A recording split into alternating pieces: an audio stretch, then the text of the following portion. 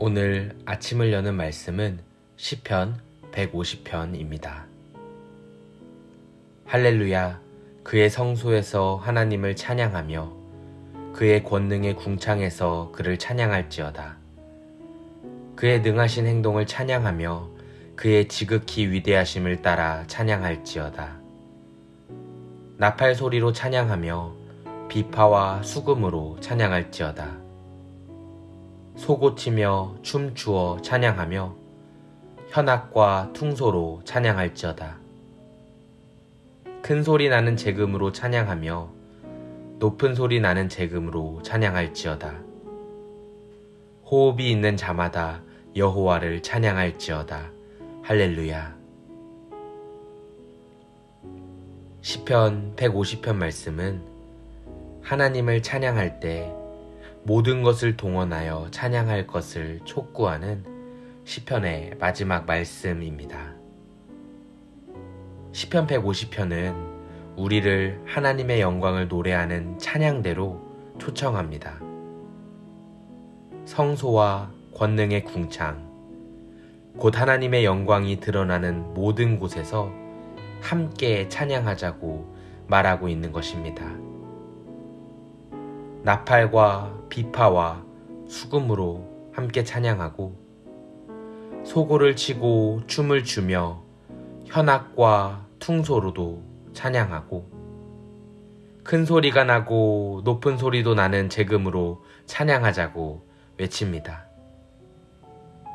이는 오늘날로 치면 마치 거대한 오케스트라가 하나의 하모니를 내어 하나님을 높이고 있는 것입니다.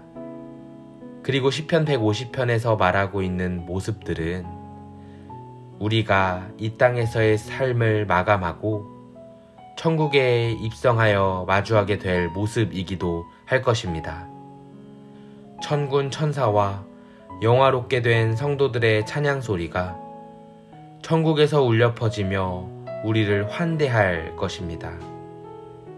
이처럼 시편 150편은 시편을 마무리 지으면서 하나님의 영광을 웅장하게 노래하는 피날레의 역할을 감당하고 있습니다.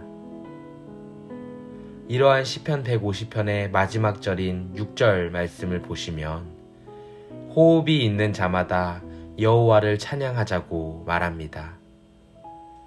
이 말은 남자와 여자, 노인과 아이는 물론이고 가축과 짐승들까지 포함한 세상에 살아있는 모든 만물에게 하나님을 찬양하며 살아가야 할 의무가 있음을 선포하는 것입니다. 이렇게 6절밖에 되지 않는 짧은 말씀이지만 시편 150편은 무려 13번이나 하나님을 찬양하자고 말하고 있습니다. 그만큼 하나님의 백성된 우리가 하나님을 찬양하며 살아가는 것이 얼마나 중요하고 반드시 해야만 하는 일임을 저자는 강조하고 있는 것입니다.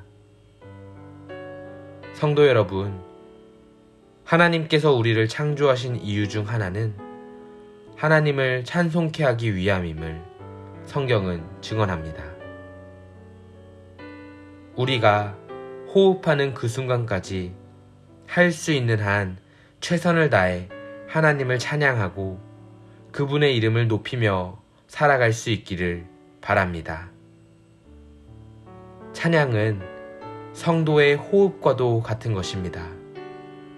창조주 되신 하나님을 인식할 줄 아는 영혼이라면 찬양이 그의 호흡처럼 매 순간 고백되고 선포되어야 하는 줄 믿습니다. 오늘 말씀을 기억하면서 하나님의 피조물로서 찬양의 열정과 환희를 회복해야겠습니다.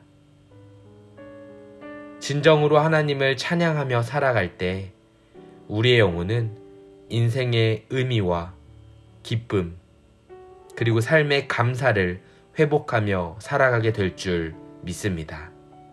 오늘 하루도 하나님의 은혜 아래 거하며 살아가시는 모든 성도님들이 되시기를 소망합니다.